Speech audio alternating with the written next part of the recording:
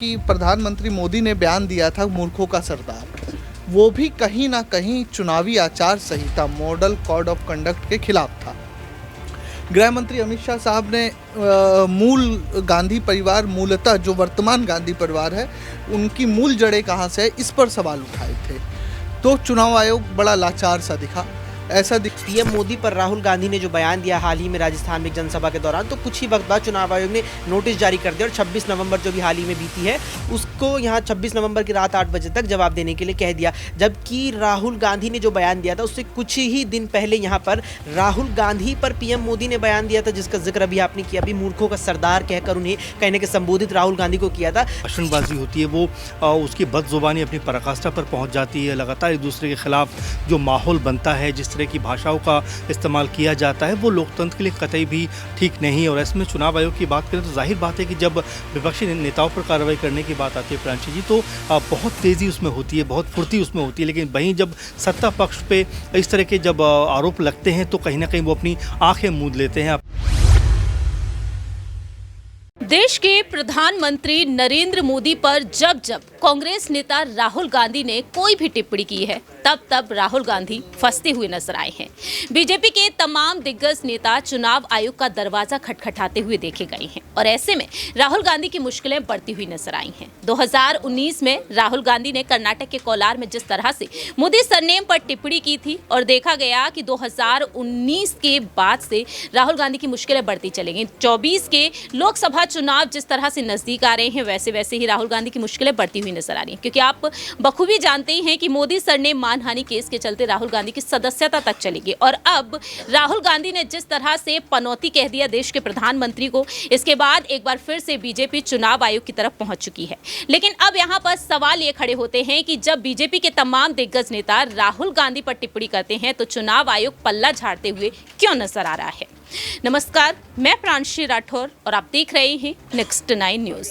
आज हमारे special programme 2024 का महासंग्राम में चर्चा करेंगे न्यूज रूम में बैठे हुए तमाम सहयोगियों से कि राहुल गांधी पर अब जिस तरह से टिप्पणी की गई बीते कुछ दिनों पहले ही मध्य प्रदेश के मुख्यमंत्री शिवराज सिंह चौहान की तरफ से, तो शिवराज सिंह चौहान के खिलाफ चुनाव आयोग का दरवाजा अब खटखटाया गया है कांग्रेस के नेताओं की तरफ से। लेकिन देखा गया है कि यहाँ पर चुनाव आयोग ने पल्ला ही झाड़ दिया। दरअसल आपको बता दें कि शिवराज सिंह चौहान ने राहुल गांधी पर जो टिप्पणी की है, राहुल गांधी पर जो बयान दिया है, उन्होंने राहुल गांधी को राष्ट्रीय शर्म तक कह दिया है। आपको बता दें कि जब मध्य प्रदेश के मुख्यमंत्री शिवराज सिंह चौहान राजस्थान के भरतपुर पहुंचे, भरतपुर के वैर में जब उन्होंने हुंकार भरी तो उन्होंने क्या कुछ कहा।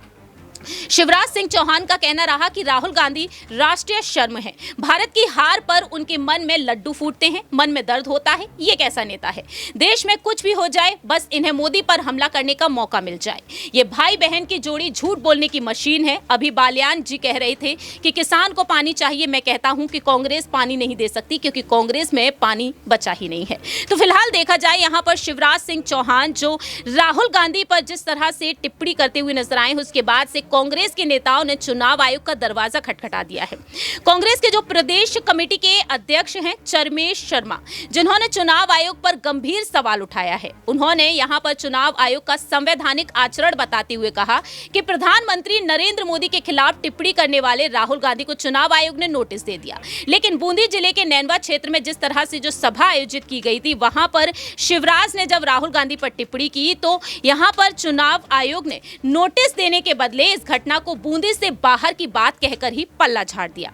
अब इसके बाद से देखा जाए तो सवाल लगातार यहां पर उठ रहे हैं। इस घटना को लेकर चरमेश शर्मा ने चुनाव आयोग पर भेदभावपूर्ण व्यवहार करने का आरोप लगा दिया है। उनका कहना है कि शिवराज सिंह चौहान की तरफ से राहुल गांधी पर टिप्पणी करने के बाद कांग्रेस ने निर्वाचन आयोग के इस मामले की शिकायत की है, लेकिन चुनाव आयोग ने नैनवा क्षेत्र में हुई शिवराज की सभा को लेकर यहां पर जिस तरीके से कार्रवाई निरस्त कर दी है, उसको लेकर अब कांग्रेस में यहां पर काफी नाराजगी देखने को मिल रही है।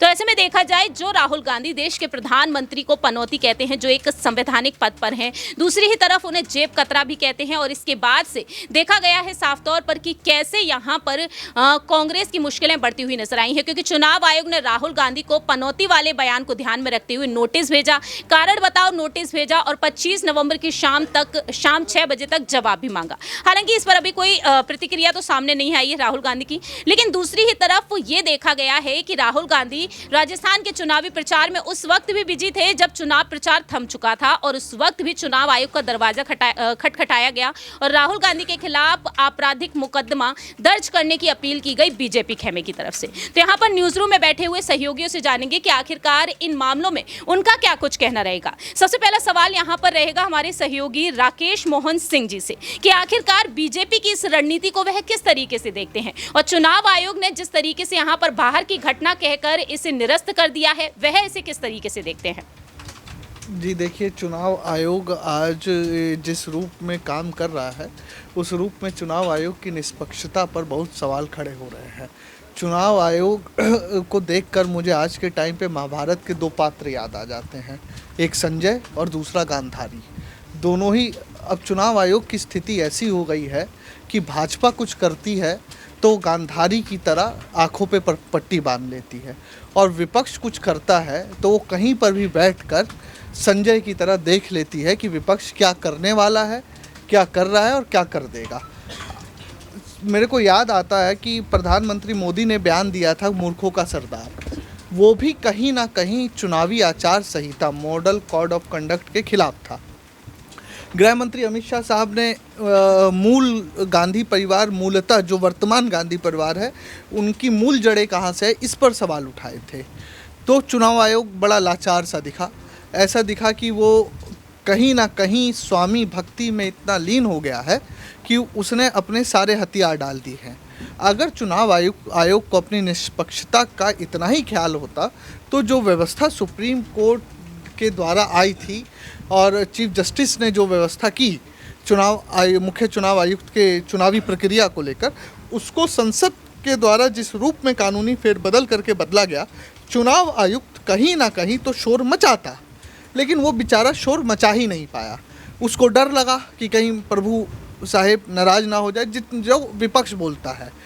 तो ये स्थिति आज के दौर में चुनाव आयोग की बन गई है। तो चुनाव आयोग के साथ चाहे अब बीजेपी कुछ भी करे, बीजेपी के साथ खून माफ वाली स्थिति हो गई है और विपक्ष हल्की सी आवाज़ भी उठा दे तो चुनाव आयोग उस पर त्वरित संज्ञान ले लेता है। तो क्या वाकई में यहाँ पर केंद्र सरकार के नेतृत्व में काम करने वाली बात होगी चुनाव आयोग की? देखिए, अभी तो संविधान में तो चुनाव आयोग संविधान का ही एक हिस्सा है, तो मैं इस पर नहीं बोलूँगा कि वो किसके नेतृत्व में काम कर रहा है, लेकिन चुनाव आयोग को ये देखना होगा कि वो संवैधानिक संस्था होते हुए भी क्या किसी एक पार्टी विचार के पक्ष में ज़्यादा झुकी नज़र आ रही है क्या, इस पर चुनाव आयोग को स्वतः संज्ञान लेना होगा। चुनाव आयोग को अपना इतिहास भी नहीं भूलना चाहिए कि इसी देश के भीतर TN शेषन जैसे मुख्य चुनाव आयुक्त हुए हैं जो ये कहते थे कि मैं रोज़ सुबह नाश्ते में नेताओं को खाता हूँ। लालू का एक दौर था बिहार में, उस दौर में भी लालू जैसे बड़े कद के नेता TN शेषन से टकराते थे और वही TN शेषन प्रधानमंत्री से लेकर उस दौर के गृह मंत्री से टक्कर लेने की कुव्वत रखते थे। ऐसे इतिहास को समेटा चुनाव आयोग आज इतना लचर दिखेगा, वो भारत के लोकतंत्र के लिए कहीं ना कहीं बेहतर स्थिति नहीं है। वाकई में देखा जाए जिस तरह से आज के समय में जो चुनाव आयोग का यहाँ पर फैसले सुनने को मिल रहे हैं, जो आदेश दिए जा रहे हैं, वो वाकई में सवाल खड़े करते हुए नजर आ रहे हैं। अगला सवाल यहाँ पर रहेगा अक्षय से कि आखिरकार वह इस मामले में क्या कुछ कहना चाहेंगे, क्योंकि देखा जाए तो यहाँ पर चुनाव आयोग का जो एक्शन देखने को मिल रहा है, राहुल गांधी को नोटिस भेज दिया जाता है, लेकिन शिवराज सिंह चौहान को आखिरकार क्यों नहीं? चुनाव आयोग जिस तरीके से बीजेपी के नेताओं के खिलाफ फैसले लेता हुआ दिखाई नहीं दे रहा, पल्ला झाड़ते हुए नजर नहीं आ रहा है, उसको लेकर अक्षय आपका क्या कहना रहेगा? देखिए, इसमें बिल्कुल दोहराए नहीं है कि चुनाव आयोग का जो एक तराजू है, चुनाव आयोग नाम का तराजू, वो बीजेपी का जो पलड़ा है उधर की ओर पूरी तरह से झुक गया है और कांग्रेस को या विपक्ष को मैं कहता हूँ पूरी तरह से हवा में उठा दिया। यहाँ पर साफ तौर पर देखने को मिला जब यहाँ पर PM मोदी पर राहुल गांधी ने जो बयान दिया हाल ही में राजस्थान में जनसभा के दौरान, तो कुछ ही वक्त बाद चुनाव आयोग ने नोटिस जारी कर दिया और 26 नवंबर जो भी हाल ही में बीती है उसको यहाँ 26 नवंबर की रात 8 बजे तक जवाब देने के लिए कह दिया। जबकि राहुल गांधी ने जो बयान दिया था उससे कुछ ही दिन पहले यहाँ पर राहुल गांधी पर PM मोदी ने बयान दिया था, जिसका जिक्र अभी आपने किया, अभी मूर्खों का सरदार कहकर उन्हें कहने के संबोधित राहुल गांधी को किया था, जिस पर पूरी तरह से सन्नाटा है। इसके अलावा यहाँ पर आपने जिक्र किया इस चीज़ का कि जिस तरह से भी शिवराज सिंह चौहान ने यहाँ राहुल गांधी पर बयान दिया है और बिल्कुल यहाँ पर ये एक झलकता है उनकी भाषा से ही कि ये बिल्कुल ही अमर्यादित भाषा है। इस तरह के शब्दों का कतई लोकतंत्र में जगह नहीं है, और न केवल लोकतंत्र में बल्कि यहाँ पर आम बोलचाल में भी इस तरह के शब्द इस्तेमाल नहीं किए जा सकते। लेकिन इस तरह के बयान दिए जा रहे हैं, राजनीति को यहाँ पर जिस स्तर की राजनीति हो रही है वो दिखाता है कि यहाँ पर पूरी तरह से स्तर राजनीति का गिर चुका है और शब्दों की मर्यादा को नेता बिल्कुल भूल चुके हैं। और चुनाव आयोग जो है बिल्कुल मैं यहाँ जो हमारे वरिष्ठ सहयोगी जैसे आपने राकेश जी का यहाँ कहना रहा कि चुनाव आयोग एक तरह से बिल्कुल गांधारी की स्थिति में आ गया है जब बीजेपी कोई बयान देती है और संजय बैठकर दूर से ही देख लेता है कि विपक्ष क्या बयान बीजेपी को लेकर देता हुआ नजर आ रहा है। वाकई में देखा जाए तो यहाँ पर चुनाव आयोग के एक्शन पर जिस तरीके से सवाल उठ रहे हैं, और ऐसे में शिवराज सिंह चौहान जो राहुल गांधी को राष्ट्रीय शर्म कहते हैं, ऐसे में यहाँ पर अगला छोटा सा सवाल रहेगा अमन जी से कि आखिरकार वह क्या कुछ कहते हैं। राहुल गांधी को शिवराज सिंह चौहान ने राष्ट्रीय शर्म कह दिया और चुनाव आयोग ने पल्ला झाड़ दिया कि ये बाहर का मामला है, क्योंकि उन्होंने राजस्थान में जाकर ये टिप्पणी की थी और वह एमपी के मुख्यमंत्री हैं। ऐसे में यहाँ पर देखा जाए चुनाव आयोग का क्या इसमें हस्तक्षेप होना चाहिए था या फिर नहीं? देखिए बिल्कुल, और सबसे महत्वपूर्ण बात यह है कि जब हम लोकतांत्रिक प्रक्रिया की बात करते हैं तो यहाँ पर शब्दों का, बयानों का एक अपना महत्व होता है। और सबसे बड़ी बात कि आप कैसे बोल रहे हैं, क्या बोल रहे हैं, इसको हर कोई देखना चाहता है, सुनना चाहता है। और दूसरी महत्वपूर्ण बात ये भी है कि आप एक महत्वपूर्ण पद पे कहीं ना कहीं आसीन हैं, आप गृह मंत्री हैं, आप प्रधानमंत्री हैं, या और तमाम जो लोग हैं वो भी कहीं ना कहीं अपनी जगह रखते हैं। लेकिन जब इस तरह का इलेक्शन चुनाव आता है तो राजनीति की जो कह सकते हैं कि भाषणबाजी होती है वो उसकी बदजुबानी अपनी पराकाष्ठा पर पहुंच जाती है। लगातार एक दूसरे के खिलाफ जो माहौल बनता है, जिस तरह की भाषाओं का इस्तेमाल किया जाता है, वो लोकतंत्र के लिए कतई भी ठीक नहीं है। और इसमें चुनाव आयोग की बात करें तो जाहिर बात है कि जब विपक्षी नेताओं पर कार्रवाई करने की बात आती है प्रांशी जी, तो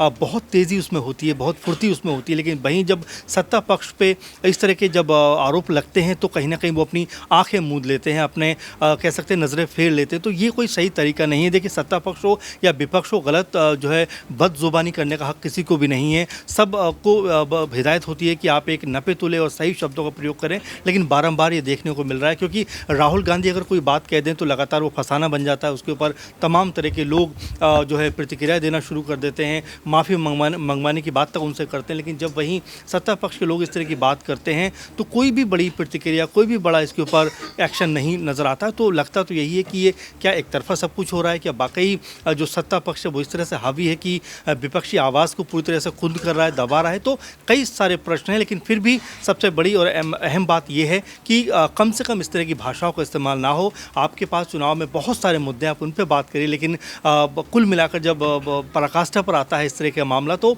हैरानी होती है कि ये वो नेता हैं जो वाकई हमारे देश की सत्ता पर आसीन हैं और इस तरह के शब्दों का प्रयोग कर रहे हैं। तो वाकई अफसोस तो होता है। वाकई में अब ये देखना होगा कि आखिरकार आने वाले समय में चुनाव आयोग इस पर कोई अहम फैसला लेता है या फिर नहीं। यदि कांग्रेस यहाँ पर जोर देती है इस मुद्दे पर तो आखिरकार यहाँ पर शिवराज सिंह चौहान की मुश्किलें बढ़ेंगी या फिर ये मामला ठंडे बस्ते में जाता हुआ नजर आएगा, ये वक्त के साथ साथ ही पता चलेगा। क्योंकि 2024 के लोकसभा चुनाव नजदीक हैं और राहुल गांधी के खिलाफ जिस तरीके से मांग की गई है कि आपराधिक मुकदमा उनके खिलाफ दर्ज किया जाना चाहिए, जिससे कि कहीं ना कहीं सदस्यता एक बार फिर से खतरे में पड़ सकती है। तो देखते हैं कि चुनाव आयोग इन दोनों ही मामलों पर क्या कुछ अहम फैसला लेता है। फिलहाल इस खास रिपोर्ट में इतना ही, लेकिन आपकी क्या कुछ राय प्रतिक्रिया है कमेंट सेक्शन में आप बता सकते हैं। तब तक के लिए आप देखते रहिए नेक्स्ट 9 न्यूज़।